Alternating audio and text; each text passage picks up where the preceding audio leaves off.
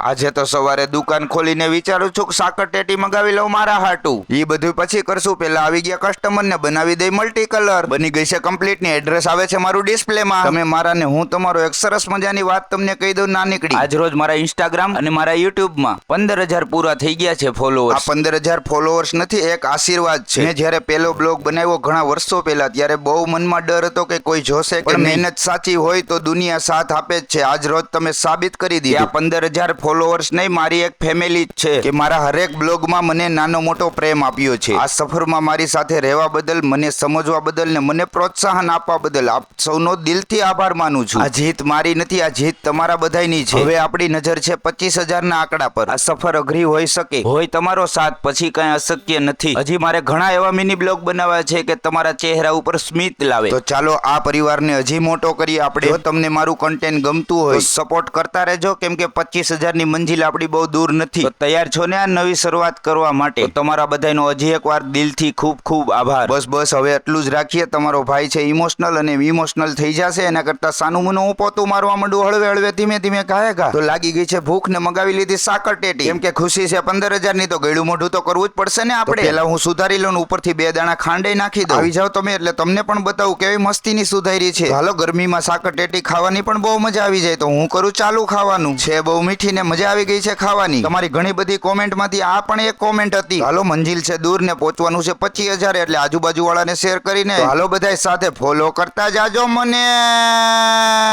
Bye bye.